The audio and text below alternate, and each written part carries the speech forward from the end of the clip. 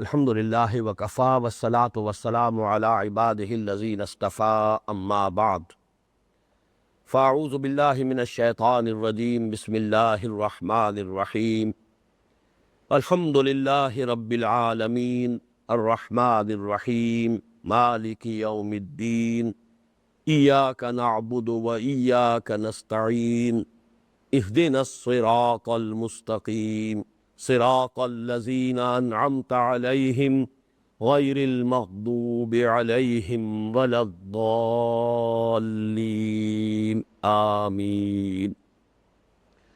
رب اشرح لی صدری ویسر لی امری واحلل عقدۃ من لسانی یفقہوا قولی۔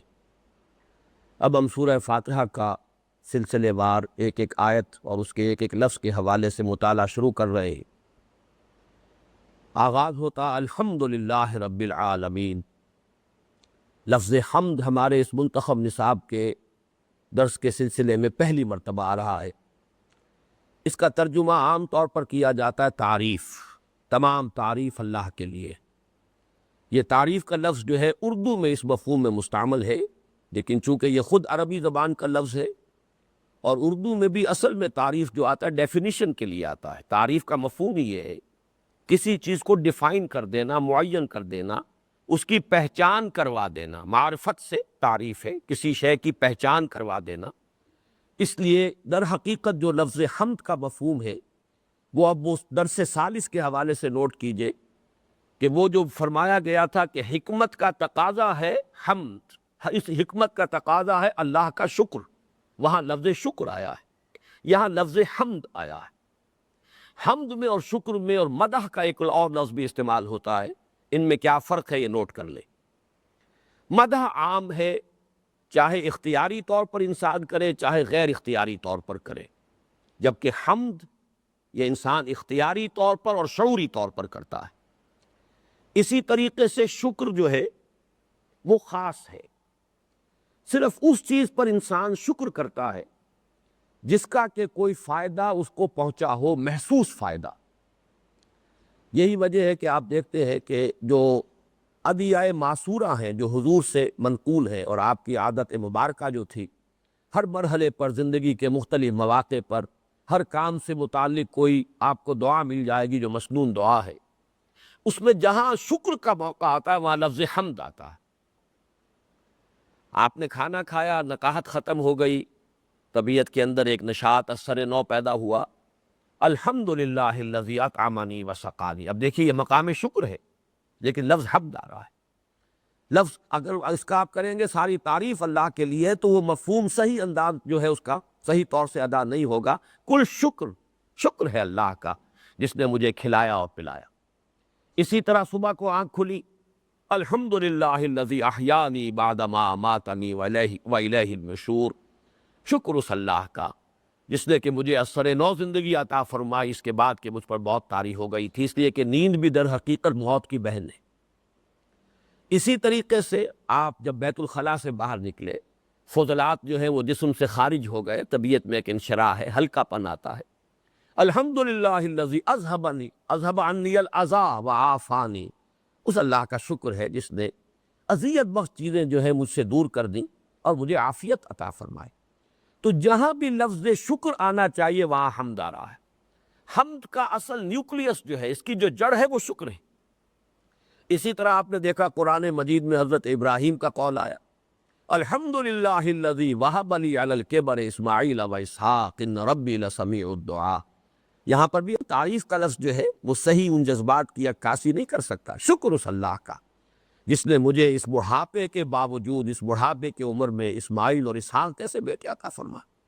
تو یوں سمجھیے کہ اصل جو ہے حمد کا نیوکلیس، اس کا اصل جوہر، اس کا اصل مرکز وہ شکر ہی ہے۔ البتہ شکر سے قدم آگے ہے اب یہاں، اور وہ کیا ہے؟ حمد اس چیز پر بھی کی جائے گی کسی ہستی کی جس میں کوئی وصف جو ہے ایسا ہے کہ جو خود اپنی جگہ پر حسن اور کمال کا مظہر ہے، چاہے اس سے آپ کو کوئی فائدہ پہنچا ہو یا نہ پہنچا ہو۔ کسی شے میں کوئی حسن ہے، کوئی جمال ہے، کوئی کمال کا کوئی اور پہلو موجود ہے، چاہے آپ کو اس سے کوئی فائدہ نہیں پہنچا، لیکن حمد میں وہ بھی شامل ہو جائے۔ تو حمد گویا کہ شکر سے زیادہ وسعت کا حامل لفظ ہے۔ شکر صرف اس چیز پر ہوتا ہے جس کا کہ انسان کو ذاتی کوئی فائدہ پہنچا ہو، کوئی ضرورت پوری ہوئی ہو، کوئی تکلیف رفع ہوئی ہو، کوئی احتیاج جو ہے وہ پوری ہوئی ہو. لیکن حمد اس سے وسیع تر ہے. اگرچہ اس میں بھی ایک بات نوٹ کر لیجئے کہ در حقیقت یہ انسان کے اپنے احساسات کا معاملہ ہے. ایک انسان زیادہ حساس ہے، ایک انسان قدر بے حس کہہ لیجئے. ایک انسان کے اندر جو کانشسنس ہے زیادہ گہری ہے، زیادہ وسیع ہے. چنانچہ وہ محسوس کرتا ہے کہ حسن کا اگر کہیں کوئی مظہر نظر آیا ہے، چاہے کوئی مادی فائدہ مجھے نہیں پہنچا، میرے جذبات کو جلا حاصل ہوئی، میرے اندر جو ہے کوئی تازگی پیدا ہوئی. چنانچہ اس کے حوالے سے میں اکثر جو ہے بیان کیا کرتا ہوں کہ ایک نظم جو ہے جو میٹرک کے زمانے میں پڑھی تھی، ڈیفوڈلز، بہت سے حضرات نے پڑھی ہوگی، کہ ایک شاعر جو ہے سیر کرتا ہوا کہیں جا رہا تھا، اچانک کسی پہاڑی پر چڑھا اور اس نے دوسری طرف جو دیکھا تو ایک وادی جو ہے وہ پھولوں سے بھری ہوئی تھی. ڈیفوڈلز کے پھول جو ہے پوری وادی بھری ہوئی، ہوا میں وہ پھول لہرا رہے ہیں. اب ظاہر بات ہے کہ اس منظر کو دیکھ کر اسے کوئی مادی فائدہ تو حاصل نہیں ہوا. اگر بھوک لگی ہوئی تھی تو اس منظر کو دیکھ کر بھوک تو نہیں مٹ سکتی. اگر پیاس لگی ہوئی تھی اس منظر کو دیکھنے سے پیاس تو اس کی رفع نہیں ہو سکتی.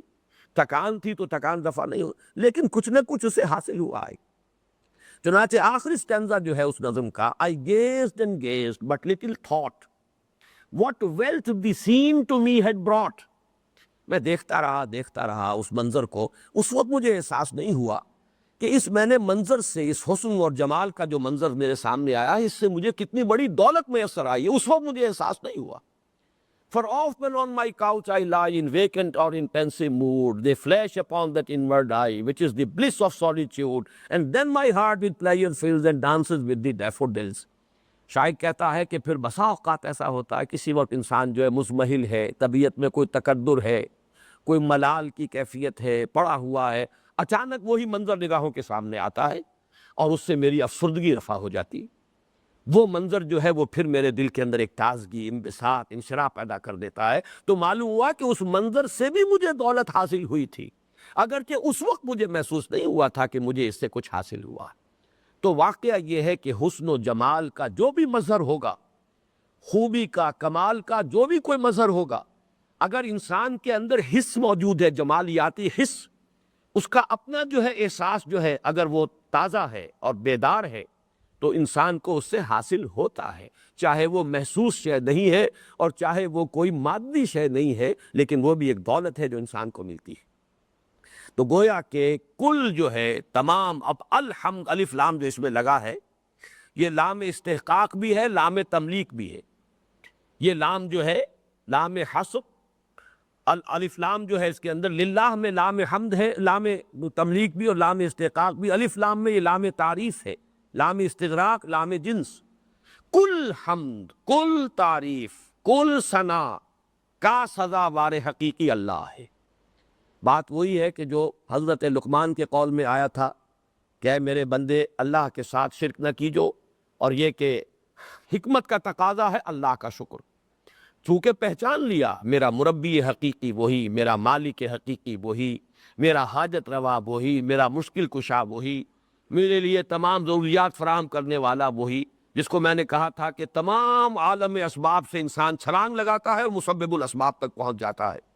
اسی طریقے سے انسان سمجھتا ہے جو خیر، جو خوبی، جو حسن، جو کمال نظر آ رہا ہے سب کا منبع اور سرچشمہ اللہ کی ذات ہے. لہذا کل شکر اور کل ثنا، ثنا کے لفظ کو بھی نوٹ کیجئے. ثنا کیا ہے؟ ثنا کہتے ہیں تثنیہ، اس سے کہتے ہیں دوہرا کرنا. ثنا کیا ہے؟ کسی کی خوبی کو آپ جب بیان کرتے ہیں گویا کہ اس کے دوہرا کر اس کے سامنے رکھ رہے ہیں، اسی کی خوبی ہے، اس کے اندر ایک کمال اور جمال کا کوئی مظہر ہے، آپ نے بیان کیا ہے، تو ثنا یہ ہے. ثنا اور شکر کو جمع کریں گے تو لفظ حمد بنے گا. کل حمد، کل شکر، کل ثنا کا سزاوار حقیقی اللہ ہے. اس لفظ حمد کے بارے میں چند باتیں اور نوٹ کر لیجئے. اس کی جو عظمت ہے اس کا ایک منظر یہ ہے کہ حضور کے تمام اسماء گرامی جو اہم ترین ہیں، جو حضور نے خاص طور پر بیان کی ہیں، میں احمد بھی ہوں، میں محمد بھی ہوں، میں حامد بھی ہوں، یہ تمام حمد سے بنے. احمد حمد سے افعل التفضیل، محمد تحمید سے یہ اسم مفعول، حامد، محمود، یہ تمام الفاظ گویا کہ حضور کے بھی جو سب سے زیادہ نمایاں نام ہے وہ اسی لفظ سے ہے۔ اسی طریقے سے اس امت کو کہا گیا حمادون، بہت حمد کرنے والے۔ یہ گویا کہ قرآن مجید کا پہلا لفظ جو ہے اس کی عظمت کے لیے یہ چند شواہد میں اور پیش کر رہا ہوں۔ اور حضور نے فرمایا ہے کہ میدان حشر میں لواء الحمد بیدی، حمد کا جھنڈا میرے ہاتھ میں ہوگا۔ وہ جو دربار لگے گا قیامت کے دن کا دربار، اس کا ایک نقشہ جو ہے شاعرانہ انداز میں امیر خسرو نے بھی کھینچا ہے کہ خدا خود میرے محفل بود اندر لامکاں خسرو، محمد شمع محفل بود شب جائے کہ من بودم۔ وہ کیا کیفیت ہوئی ہوگی امیر خسرو کی جس کو تعبیر کیا ہے، وہ کوئی عالم ملکوت کے اندر جو محفل ہے، اس محفل میں شمع محفل محمد ہے صلی اللہ علیہ وسلم، اور میر محفل اللہ تعالیٰ کی ذات ہے۔ وہ بہرحال میدان حشر میں تو وہ محفل ہوگی، دربار لگے گا۔ وَجَاءَ رَبُّكَ وَالْمَلَكُ صَفًّا صَفًّا، وہ تو آئیں گے، فرشتے کھڑے ہوں گے، اور پوری نوع انسانی جو ہے وہ موجود ہوگی، انبیاء بھی ہوگے، اتقیاء بھی ہوگے، صلحاء بھی ہوگے، پھر اللہ تعالیٰ اپنی پوری جلالت شان کے ساتھ ہوگا۔ اس وقت اس دربار میں حمد کا جھنڈا محمد کے ہاتھ میں ہوگا صلی اللہ علیہ وسلم، لواء الحمد بیدی۔ اور بڑے پیارے الفاظ ہیں جو حضور نے فرمائے ہیں، جو حمد میں اللہ کی اس دن بیان کروں گا وہ اب بیان نہیں کر سکتا۔ اس کا مطلب کیا؟ بڑا گہرا ہے یہ جملہ۔ حمد آپ کسی کی بیان کر سکتے ہیں اپنے احساس اور اپنی فہم اور شعور کی گہرائی کے مطابق۔ جتنا کسی کے حسن کا آپ کو اندازہ ہوا اتنا ہی تو بیان کریں گے۔ اپریسیشن کی جو صلاحیت ہے سب میں برابر تو نہیں ہوتی، کسی میں وہ فیکلٹی جو ہے اپریسیشن کی وہ موجود ہے، کسی میں کم ہے، کسی میں زیادہ ہے۔ انسان کی معرفت ہی کے تناسب سے حمد ہوگی۔ اب ظاہر بات ہے کہ حضور صلی اللہ علیہ وسلم کے بارے میں جو فرمایا وَلَلْآخِرَةُ خَيْرٌ لَكَ مِنَ الْأُولَىٰ، ہر لحظہ ہر لمحہ آنے والا آپ کے لیے پچھلے لمحے پچھلی گھڑی سے بہتر ہے۔ تو وہ جو آخرت میں آپ کی کیفیت ہوگی، جو معرفت کی کیفیت اس وقت ہوگی، جس بلندی اور جس گہرائی پر معرفت ربانی اس وقت ہوگی محمد الرسول اللہ صلی اللہ علیہ وسلم کے پاس، وہ تو اس دنیا کے اندر تو اس درجے کی نہیں ہے، اس میں تو ترقی ہوگی نا۔ اسی لیے حضور فرماتے ہیں جو حمد میں اس روز بیان کروں گا وہ آج بیان نہیں کر سکتا۔ بہرحال اس وقت حمد کا جھنڈا حضور کے ہاتھ میں ہوگا۔ الحمدللہ رب العالمین، لام حرف جار ہے، اللہ، اس کے بارے میں بہت ہی جلدی میں تیزی کے ساتھ ہی چند باتیں عرض کروں گا۔ یہ خود اپنی جگہ پر ایک عظیم الشان مسئلہ ہے۔ لفظ اللہ کے بارے میں دو آراء ہیں بنیادی طور پر۔ ایک تو یہ کہ یہ اسم جامد ہے، اسم علم ہے اللہ کے لیے، یہ کسی اور لفظ سے نکلا ہوا نہیں ہے، یہ صفاتی نام نہیں اللہ کا، باقی تمام نام صفاتی ہیں۔ رحیم الرحیم، علیم العلیم، صفت کے اوپر الف لام داخل کر دیجئے، معرفہ ہو گیا، معرف باللام ہو گیا، وہ اللہ کا نام بن گیا۔ یہی فرق ہے صفت میں اور نام میں، اسماء و صفات۔ آمنت باللہ کما ہوا باسمائہ و صفاتہ، صفت میں اور نام میں یہی فرق۔ نکرہ ہے تو صفت ہے، وہی معرف باللام ہو گیا تو نام بن گیا۔ تو باقی تمام ناموں کے بارے میں تو اجماع ہے، اتفاق ہے کہ صفاتی نام ہے۔ اس کے بارے میں البتہ اختلاف ہے ہمارے ہاں، خاص طور پر جو صوفیاء کے ہاں معاملہ ہے، متصوفانہ مزاج کے جو بھی مفسرین ہیں، وہ اس رائے کے حامل ہیں کہ یہ کسی صفت پر مبنی نہیں ہے، یہ اس میں مشتق نہیں ہے، کسی مادے سے نہیں نکلا ہے، یہ تو اس میں جامد ہے، اس میں عالم ہے، اللہ کا نام ہے، اس میں ذات ہے۔ لیکن دوسری رائے ہے کہ نہیں، یہ بھی اس میں صفت ہے، یہ الہ پر الف لام داخل ہونے سے بنا ہے۔ الالہ، لا الہ الا اللہ، لا الہ الا الالہ، گویا کہ یہاں پہ الہ ہی پر الف لام داخل ہوا ہے، لیکن یہ کہ دونوں لام مدغم ہو گئے تو الالہ کے بجائے اللہ بن گیا۔ تو جو ماہرین علم نحو ہیں ان میں اکثریت کی رائے یہی ہے، اور یہی رائے میرے نزدیک بھی زیادہ راجح ہے، اگرچہ ایک دلیل موجود ہے پہلی رائے کے جو قائلین ہیں، چونکہ یہ لفظ اللہ جو ہے بیہیو کرتا ہے اس میں علم کی حیثیت سے، جیسے کوئی منادہ جب بنتا ہے معرف باللام، جب اسے یاد داخل کیا جائے گا تو ایہا کہتے ہیں، یا رجل، لیکن الرجل ہوگا تو یا ایہا الرجل، اب ایہا ہوگا یا سے کام نہیں بنے گا، لیکن اللہ کے ساتھ ہم ایہا نہیں کہتے، یا اللہ۔ معلوم ہوا بیہیو کر رہا ہے یہ لفظ ایک اس میں جامد کی حیثیت سے، اس میں علم کی حیثیت سے بیہیو کر رہا ہے، اس میں صفت کے طور پر نہیں، بلکہ اس میں علم کے طور پر، اس میں جامد کے طور پر۔ بھئی ہمارا رائے یہ ہے، اور اسی کو میں راجح سمجھتا ہوں، کہ یہ ٹھیک ہے استثنائی معاملہ ہے، ایکسیپشنز پروو دی رول، لیکن یہ بھی حقیقت میں الہن پر الف لام داخل ہوا، الالہ یعنی اللہ بن گیا۔ لیکن اس میں جو سب سے زیادہ جامعیت ہے، واقعہ یہ ہے کہ اگر یہ اسم ذات بھی ہے تو الہ سے زیادہ کوئی موضوع مادہ نہیں تھا کہ جس سے اللہ کا اسم ذات اخذ کیا جائے، اس لیے کہ یہ لفظ جو ہے اپنے مادے کے اعتبار سے اتنے مختلف مفہوم اپنے اندر رکھتا ہے۔ ایک رائے یہ ہے کہ یہ الف لام ہے سے بنا ہے۔ الہ یا الہ، اس کے معنی عبدہ، اس کی عبادت کی، یعنی وہ ہستی اللہ ہے، وہ الہ ہے جس کی عبادت کی جائے۔ ایک اسی طرح الہ یا الہ آتا ہے کسی حاجت کی شدت میں کسی کی طرف لپکنا، الہ الفصیل الی امہ، کہ جیسے کہ کوئی بچہ ہے، بکری کا بچہ ہے، آپ نے اسے باندھا ہوا ہے، اسے بھوک لگی ہوئی ہے، وہ اپنی ماں کی تھنوں کی طرف جو ہے دیکھ رہا ہے، اگر کہیں رسی اس کی کھل جائے تو دوڑتا ہے وہ ماں کے تھنوں کی طرف۔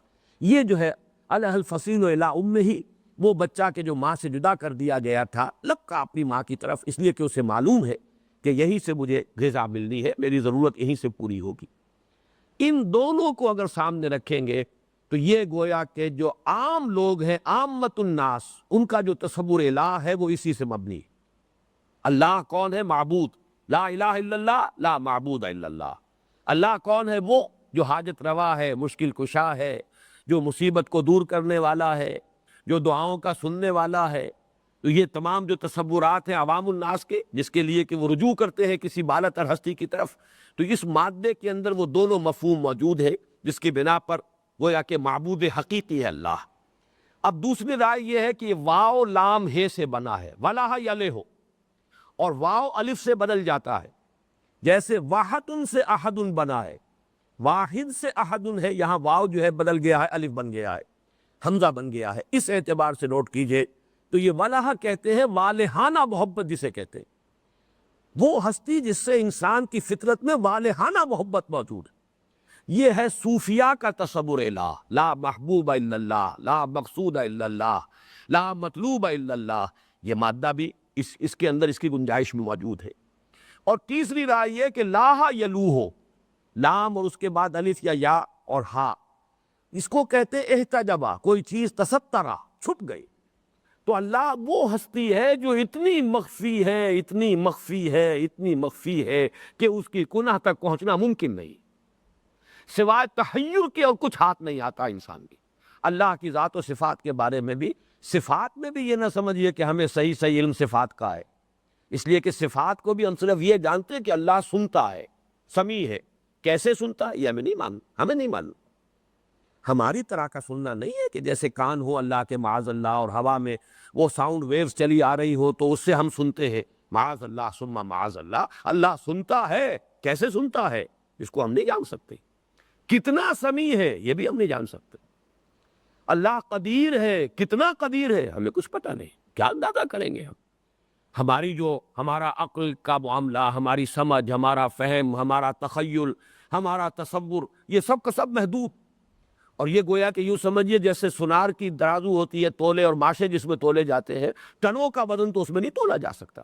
تو اللہ کی ذات و صفات کو ہم اپنے تصور، اپنے وہم، اپنے خیال، اپنے تصور کے مطابق کہاں سمجھیں گے؟ اس اعتبار سے یہ جو ہے فلاسفہ کا تصور الہ ہے، وہ کہ جس کی کنہ تک پہنچنا انسان کے بس میں ہے ہی نہیں۔ العجز اندر کی ذات ادراکو، جس کے بارے میں کل معرفت یہی ہے کہ انسان یہ پہچان لے کہ ہم اس کی ذات کی کنہ تک نہیں پہنچ سکتے۔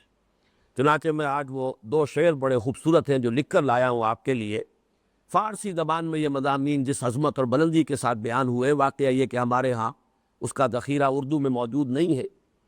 اے برتر از خیال و گمان و قیاس و وہم، اے وہ ہستی کہ جو ہمارے خیال سے، گمان سے، قیاس سے، وہم سے بلند تر ہے۔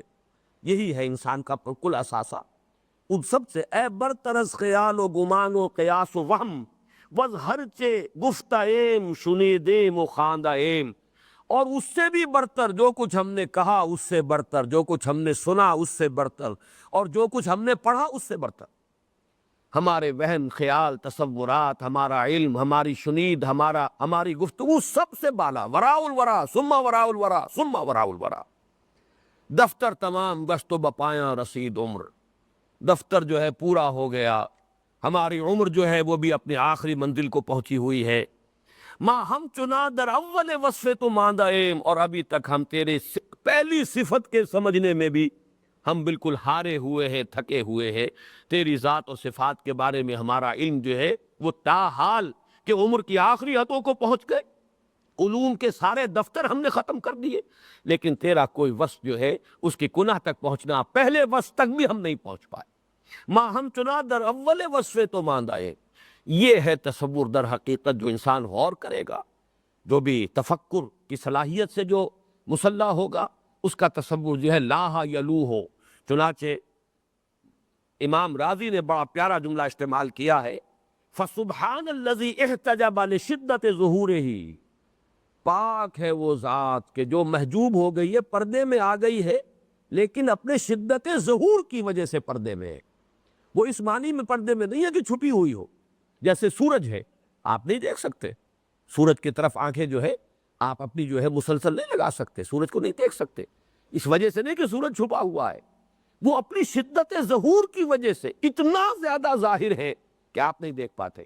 تو سبحان الذی احتجب لشدت ظہورہ، اپنے ظہور کی شدت کی وجہ سے چھپ گیا ہے کہ ہماری نگاہیں چکا جونگ ہو کر رہ گئی ہیں، تیرے جمال جہاں تاب کی جو ہے وہ تاب لانا ہمارے لیے ممکن نہیں۔ بہرحال یہ تمام جو ہے مفہوم اس بنیادی مادے میں موجود ہے، اور اس سے وہ لفظ ہے اللہ، چونکہ اس سے پہلے بھی یہ لفظ جو ہے اگرچہ آ چکا تھا، لیکن یہ کہ سورہ فاتحہ ہی میں اس لفظ کی جو ہے مزید جو بحث ہے لغوی وہ کیا کرتا ہوں۔ اب چلیے الحمدللہ، لام میں عرض کر چکا ہوں، لام حرف جار، یہ لام استحقاق بھی ہے اور لام تملیک بھی ہے۔ کل حمد کا سزاوار حقیقی وہی ہے، مستحق بھی وہی ہے، اور حمد ہے بھی فی الواقع اسی کی۔ اسی لیے لفظ آتا ہے حمید، یہ ہم تیسرے درس میں پڑھ چکے ہیں، ان اللہ غنی حمید ومن کفر فإن اللہ غنی هو الغنی الحمید، جو شخص شکر کرے گا، ومن یشکر فإنما یشکر لنفسہ ومن کفر فإن اللہ غنی حمید، اللہ تعالیٰ غنی حمید وہ ہستی ہے جس کا کمال اور جس کا جمال اس درجے کا ہے کہ اسے حمد کی حاجت نہیں، حاجت مشاطہ نہیں صورت دل آرام را۔ ایک حسن وہ ہے جسے آرائش کی ضرورت ہوتی ہے، ایک کمال وہ ہے جس کو بیان کرنا پڑتا ہے، تب لوگوں کو سمجھ میں آتا ہے ہاں بھائی اس میں یہ کمال ہے، واقعی خوبی ہے۔ وہ اتنا ظاہر نہیں ہے کہ خود ظاہر ہو جائے اور اس کو کسی بیان کی اور کسی تعارف کی ضرورت نہ ہو۔ ایک حمد کا مقام وہ ہے کہ جو خود بخود حمد ہو رہی ہے، کوئی حمد کرے نہ کرے، اپنی ذات میں خود محمود۔ اس اعتبار سے الحمدللہ۔ اگلا لفظ رب العالمین، اب جیسا کہ میں نے عرض کیا تھا یہ سب جملہ تو مکمل ہو گیا، یہ الحمدللہ، الحمد مبتدا، للہ جار مجرور ہو کر خبر۔ اب باقی جو کچھ ہے یہ اللہ کے اب تابع چل رہا ہے، للہ ہے، اس اللہ کے لیے ہے تمام تعریف جو تمام جہانوں کا رب ہے، جو رحمان ہے، رحیم ہے، جزا و سزا کے دن کا مالک ہے، یہ تمام اب اس کے تابع ہو رہے ہیں، یہ سب سبارڈینیٹ کلاسز ہے۔ رب کے لفظ پر تو ابھی ہمارا جو چوتھا درس تھا، پہلے حصے کا درس رابع جو ہے اس میں بھی گفتگو ہو چکی ہے، جو اس میں صرف ایک پیچیدگی ہے وہ یہ ہے کہ را با با رب اور را با وا جس سے ربا بنا ہے۔ رب کا اصل مفہوم ہے مالک ہونا، آقا ہونا، رب البیت، رب الدار، رب المال، مالک، اور را با وا سے ہے بڑھانا، بڑھوتری، کسی چیز میں اضافہ کرنا۔ ربا، سود، جو اصل زر میں اضافہ ہو جاتا ہے وہ ربا ہے۔ ربط قرآن مجید میں آیا ہے، فَإِذَا أَنزَلْنَا عَلَيْهَا الْمَاءَ اهْتَزَّتْ وَرَبَتْ وَأَنبَتَتْ مِنْ كُلِّ زَوْجٍ بَهِيجٍ۔ اختلاف صرف لفظ تربیت میں ہے، باب تفعیل جو بنتا ہے تربیت، ایک رائے یہ ہے کہ در حقیقت یہ رب سے بنا ہے، ایک رائے یہ ہے کہ یہ ربا سے بنا ہے، اور ایک رائے یہ کہ رب اور ربا یہ مادہ ایک ہی ہے، صرف شکل مختلف ہوئی ہے، ورنہ یہ در حقیقت ایک ہی شکل کی، ایک ہی مادے کی دو صورتیں۔ بہرحال دونوں میں جو رب قائم ہوا وہ یہ ہے کہ جو ہستی کسی شے کی مالک ہوتی ہے لا محالہ وہ چاہے گی کہ اس میں ترقی ہو، لہذا ربوبیت کا وہ مفہوم جس کو کہ کہا گیا ہے کہ انشاء شے حالاً فحالاً الی حد التمام، یہ امام راغب کے حوالے سے میں عرض کر چکا ہوں پچھلے درس میں، کسی شے کو درجہ بدرجہ ترقی دے کر اس کے مقام کمال تک پہنچا دینا، یہ ربوبیت ہے۔ تو جو کسی شے کا مالک ہوگا وہ چاہے گا میری شے کے اندر ترقی ہو، اس میں اضافہ ہو، بڑھوتری ہو، نشو و نما پائے۔ اس لیے رب اور ربا یہ دونوں مفہوم کے اعتبار سے ایک دوسرے کی جگہ پر آ جائیں گے۔ پروردگار، پالنہار، مالک اور آقا، یہ تمام الفاظ یہاں رب کے حوالے سے آپ نوٹ کر لیجئے۔ عالمین، عالمین، عالم، اس کو بھی نوٹ کر لیجئے کہ یہ لفظ کیا ہے اصل میں۔ عالم یعلم، اس کے معنی ہوتے ہیں علم حاصل کرنا، جان لینا، اور علم یعلم یا یعلم یہ ہوتا ہے کسی شے پر نشان لگا دینا، اسی سے اسم علم بنا ہے۔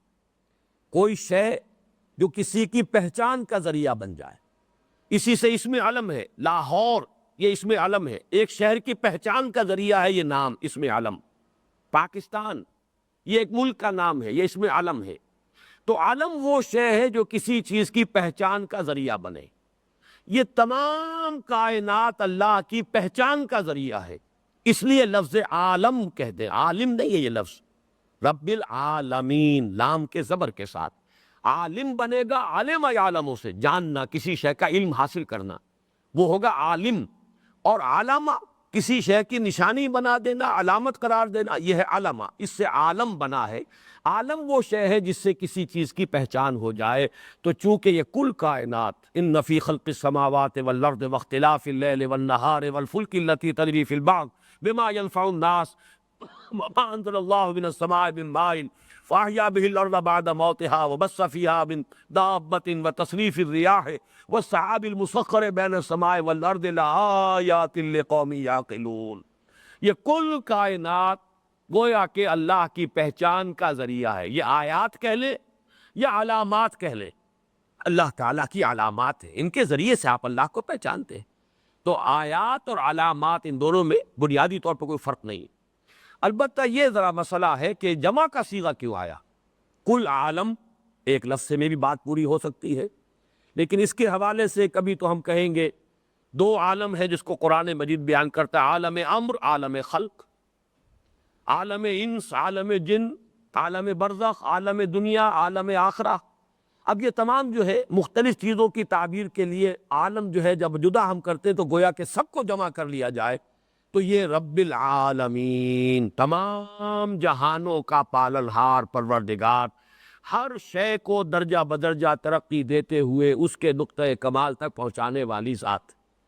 البتہ ایک رائے یہ ہے، یہ مولانا فرائی رحمۃ اللہ علیہ نے بڑی یعنی جزم کے ساتھ اور بہت ہی قطعیت کے ساتھ پیش کی ہے کہ عربی زبان کا ایک قاعدہ یہ بھی ہے کہ کسی ظرف کو جمع کر کے اصل میں مظروف کی جمع مراد ہے۔ عالم میں جتنے بھی ہیں آباد، جتنے بھی ہیں مخلوقات، ان کے لیے لفظ جمع آیا ہے یہ عالمین۔ عالم ظرف ہے، ان میں جو بھی کچھ ہے مخلوقات وہ اس کا مظروف ہے۔ عالمین کو جب جمع کی شکل میں لائے ہیں، اس سے مراد ہے تمام مخلوقات، جملہ مخلوقات کا پالنہار، پروردگار، مالک اور آقا، وہ ہے اللہ۔ الحمدللہ رب العالمین۔ یہ ہم پڑھ چکے ہیں کہ جب بندہ یہ کہتا ہے، جیسا کہ میں نے ابھی عرض کیا، شعور کے ساتھ ہو، قلب کی گہرائی سے ہو، فوراً جواب آتا ہے حمدنی عبدی، میرے بندے نے میری حمد بیان کی۔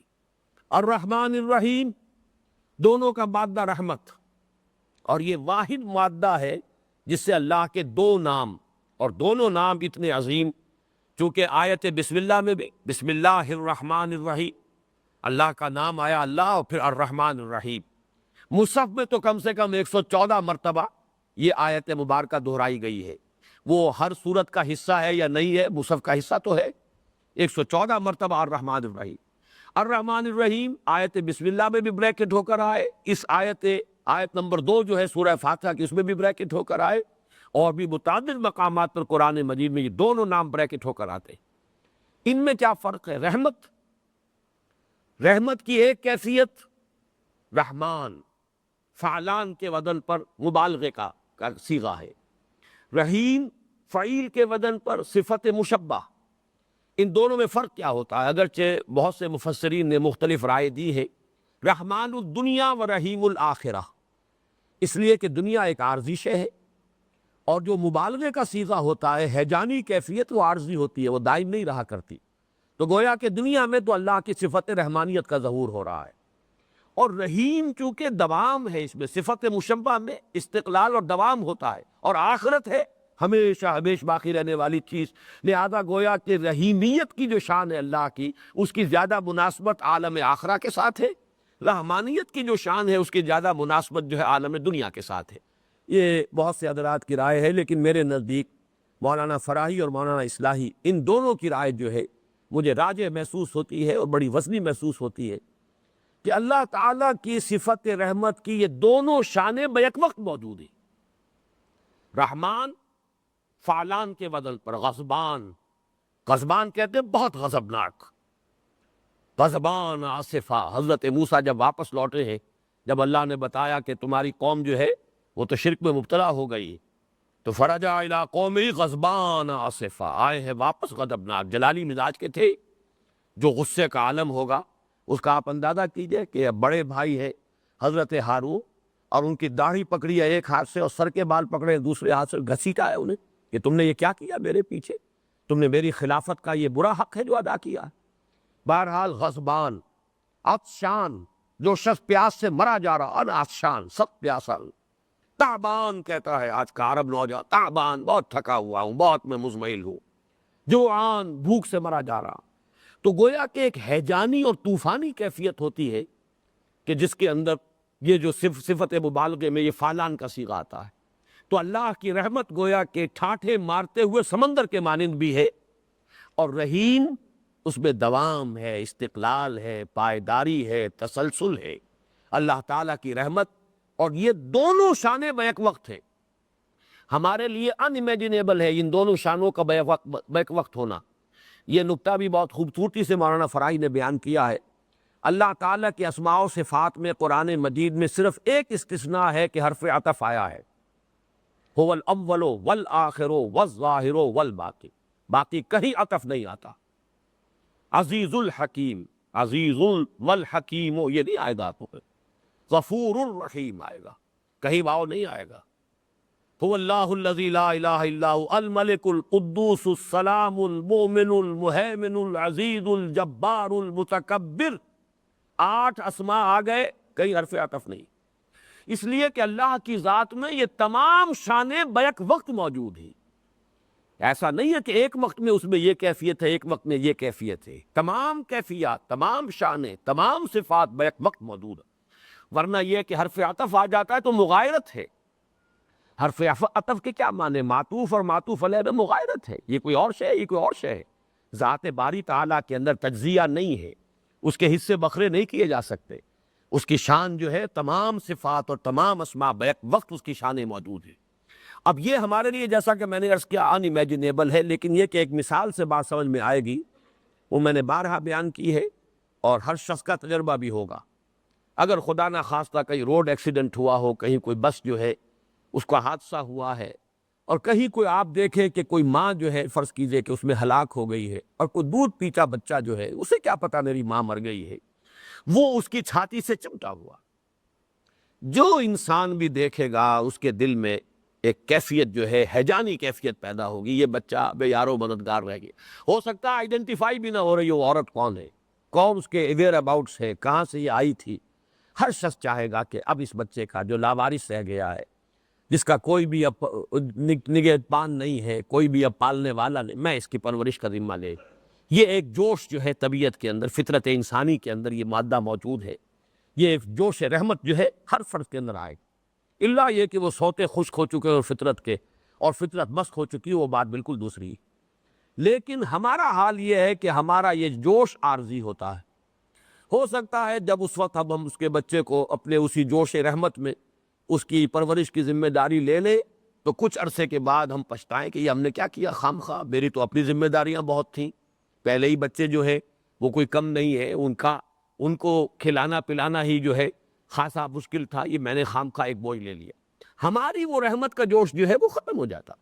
لیکن یہ کہ اللہ تعالیٰ کی رحمت کی دونوں شانیں بیک وقت موجود، ان میں دوام بھی ہے، تسلسل بھی ہے، اور اس کے اندر اس ہیجانی کیفیت بھی ہے، الرحمن الرحیم۔ اس میں بھی ذرا نوٹ کیجئے، سورہ لقمان کے درس کے ضمن میں جو دوسرا رکوع ہے، میں نے عرض کیا تھا کہ فطرت انسانی میں شکر کا مادہ موجود ہے۔ اب نوٹ کیجئے، فطرت انسانی میں رحم کا مادہ بھی موجود ہے۔ یہ اگلا معاملہ ہے۔ در حقیقت ایک ہی تصویر کے دو رخ ہیں۔ آپ کی کوئی احتیاج تھی، کسی نے آپ کے ساتھ بھلائی کی، آپ بھوکے تھے، آپ کو کھانے کو دیا، جذبہ تشکر آپ میں پیدا ہوگا۔ لیکن خود آپ کسی وقت آپ کے پاس روٹی ہے اور کوئی دوسرا بھوکا ہے، آپ اس کو روٹی دینا چاہیں گے اگر فطرت آپ کی صحیح ہے۔ یہ فطرت کے اندر یہ خیر موجود ہے، یہ رحمت اور رافت کا مادہ فطرت انسانی کی صحت کی علامت ہے۔ گویا کہ یہاں سورہ لقمان سے ایک قدم بات آگے چلی گئی۔ سورہ لقمان میں صرف شکر کا لفظ آیا تھا، وَلَقَدْ آتَيْنَا لُقْمَانَ الْحِكْمَةَ أَنِ اشْكُرْ لِلَّهِ وَمَنْ يَشْكُرْ فَإِنَّمَا يَشْكُرُ لِنَفْسِهِ وَمَنْ كَفَرَ فَإِنَّ اللَّهَ غَنِيٌّ حَمِيدٌ۔ یہاں نمبر ایک شکر سے اگلا لفظ آیا حمد۔ شکر سے وسعت بھی زیادہ ہو گئی، اس کے اندر حسن اور جمال اور کمال، چاہے براہ راست اس کا کوئی فائدہ ہمیں نہ بھی پہنچ رہا ہو، اس پر بھی حمد ہوگی۔ شکر جب کہ صرف اس پر کیا جائے گا جس سے کوئی فائدہ ذاتی طور پر آپ کو پہنچا ہو۔ پھر اس سے آگے رحمت، یہ بھی فطرت انسانی کا جو ہے، یہ اس کے اندر ایک اس کی صحت کی علامت ہے۔ اسی کے حوالے سے انسان پہچان سکتا ہے رحمت کہتے کسے۔ اگر ہمارے اندر رحمت کا یہ مادہ نہ ہو تو ہم کیسے پہچانیں گے اللہ کی شان رحیمی کو اور اللہ کی شان رحمانیت کو؟ یہ فطرت کے اندر موجود ہے انسان کے۔ یہی وجہ ہے کہ حدیث میں آتا ہے، حضور نے فرمایا کہ اللہ تعالیٰ نے اپنی رحمت کے 100 حصے کیے، 99 اپنے پاس رکھے اور ایک حصہ کل مخلوقات میں تقسیم کر دیا ہے۔ تو تمام مخلوقات میں جو تم باہمی رافت و رحمت کے جذبات پاتے ہو، ماں کے اندر جو مامتا ہے، محبت ہے اولاد کی، باپ میں جو شفقت ہے، بہنوں بھائیوں میں جو اخوت کا رشتہ ہے، جو محبت ہے، جو بھی آپ دیکھتے ہیں جتنے بھی رحمت کے مظاہر کل مخلوقات میں ہیں، یہ سب کے سب در حقیقت رحمت خداوندی کے 100ویں حصے کا ظہور ہے جو پوری کائنات میں نظر آ رہا ہے۔ اس سے اندازہ کیجئے اللہ تعالیٰ کی شان رحیمی اور شان رحمانی کا۔ الحمدللہ رب العالمین الرحمن الرحیم مالک یوم الدین۔ اب دیکھیے یہاں پر سورہ لقمان سے پھر تقابل کیجئے۔ سورہ لقمان میں دو باتیں آ گئی تھیں، نیکی نیکی ہے، بدی بدی ہے۔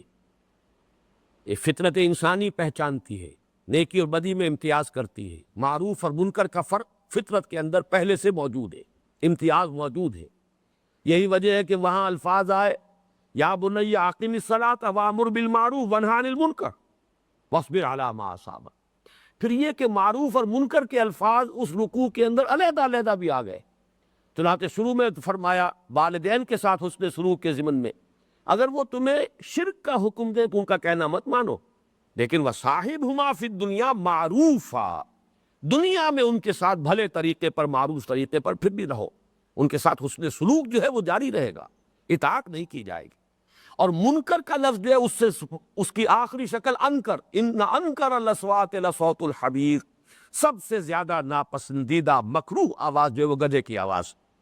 قرآن کا یہ خاص وصف ہے، جب وہ اپنی اصطلاحات لاتا ہے تو اصطلاحات کے ادھر ادھر دائیں بائیں پہلے یا بعد میں سیاق و سباق میں ان الفاظ کا استعمال لے آتا ہے جن سے کہ اس اصطلاح کو سمجھنے میں مدد ملتی، اس کا ایک عکس ہے جو پڑھتا ہے۔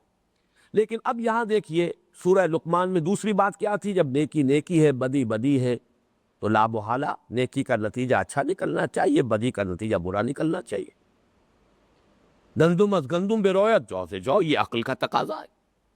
یہاں تک تو سورہ لقمان میں بات آ گئی، انسان کے اعمال ضائع جانے والے نہیں۔ اب یہ سورہ فاتحہ میں ایک قدم آگے ہے، مالک یوم الدین۔ نوٹ کیجئے 3 الفاظ ہیں اس میں، اور یہ ترکیز اضافی ہے۔ یوم الدین سے خود مضاف مضاف الیہ ہے، پھر یوم کا پھر یہ مضاف الیہ بن گیا، اور پھر مضاف ہے مالک، جزا و سزا کے دن کا مالک۔ اردو میں اور عربی میں یہ فرق ہے کہ یہاں پہلے جو ہے مضاف آ رہا ہے اور پھر مضاف الیہ، اردو میں اس کے برعکس معاملہ ہے۔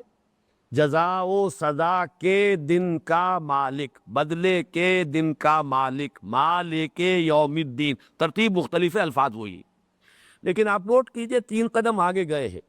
دو قدم، پہلا قدم تو وہاں تھا، بدلہ ہونا چاہیے، لیکن یہاں معلوم ہوا کہ اعمال جو ضائع ہونے والے نہیں ہیں، نتیجہ کیا نکلے گا کہ بدلہ ملے گا۔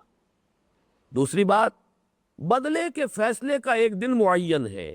اب یہ دن جو ہے، یوم، یہ نبوت اور رسالت کے بغیر انسان کو معلوم نہیں ہو سکتا۔ ایک دن آنا ہے، یوم القیامہ، ایک دن ہے کہ پوری نوع انسانی، یوم یقوم الناس لرب العالمین، تمام جہانوں کے رب اور مالک کے سامنے تمام انسان کھڑے ہوں گے، محاسبہ ہوگا، حساب کتاب ہوگا، وزن اعمال ہوگا، یہ یوم ہے۔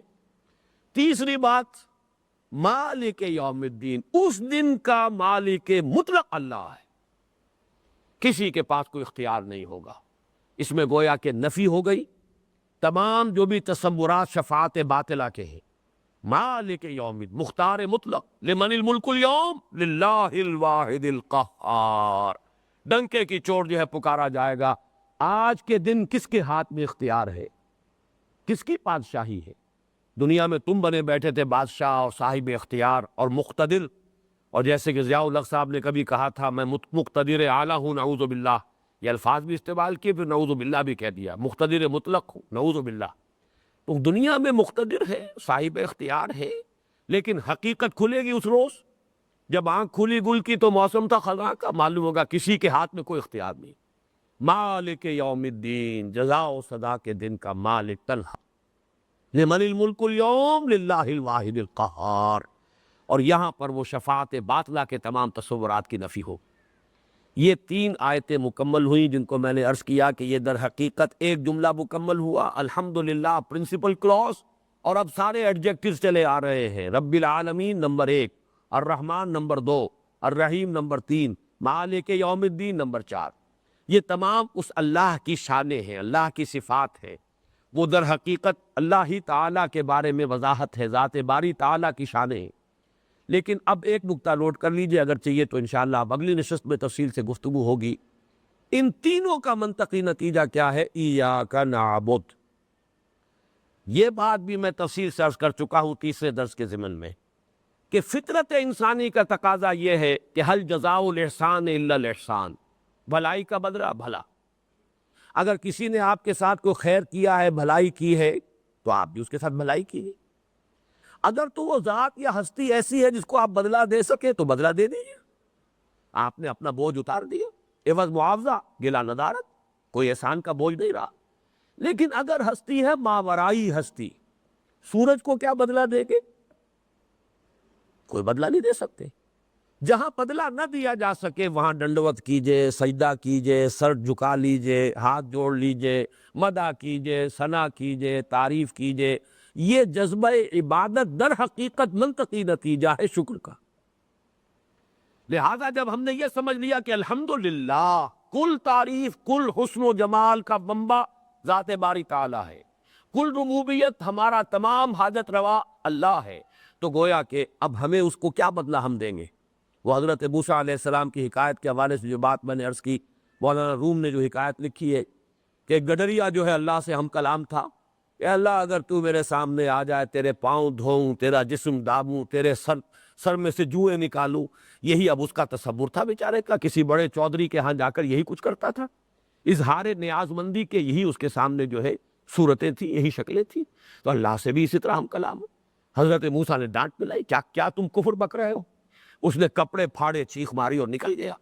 تو اللہ تعالیٰ نے فرمایا کہ اے موسیٰ، یہ میرا بندہ اپنی ذہنی سطح کے مطابق مجھ سے مشغول تھا، مناجات کر رہا تھا، تم نے اپنی ذہنی سطح کے اعتبار سے اس سے کلام کیا ہے، یہ اپنی ذہنی سطح کے اعتبار سے ہمارے ساتھ مشغول تھا، تو برائے وصل کردہ آمدی نہ برائے فصل کردہ آمدی، تیرا کام بندوں کو ہم سے جوڑنا ہے نہ کہ توڑنا ہے، علیحدہ کرنا ہے۔ بہرحال یہ سطح سمجھ لیجئے، انسان جب کچھ نہیں بدلہ دے سکتا تو سوائے اس کے اور کیا کرے گا؟ قنوت جسے کہتے ہیں، 10 بستہ کھڑے ہو گئے، ہاتھ جوڑ دیے، ڈنڈوت کر دیا، سر جھکا دیا، سجدہ کر دیا، مدح کر دی، ثنا کر دی، پرارتھنا کر دی، سوائے اس کے تو اور کچھ نہیں۔ تو یہ ہے در حقیقت یہ 3 زنجیروں سے یہ جو پلڑا تھا، جو اللہ فرمایا یہ میرے لیے ایکسکلوسیو، فنصفھا لی، وہ نصفھا لی جو ہے اس سورہ فاتحہ کا آدھا میرے لیے ہے، اس میں سے 3 تو آیتیں مکمل ہو گئی، الحمدللہ رب العالمین الرحمن الرحیم مالک یوم الدین، اور وہ ترازو کا وہ دہنا جو ہے حصہ، اس کی جو اس ڈنڈی کا نصف جو ہے دہنا، وہ در حقیقت ایاک نعبد، وہ در حقیقت ان تینوں آیتوں کا منطقی نتیجہ ہے۔ اس کے مفہوم پر انشاءاللہ اب کل گفتگو ہوگی۔ بارک اللہ لی ولکم فی القرآن العظیم ونفعنی وایاکم بالآیات والذکر الحکیم۔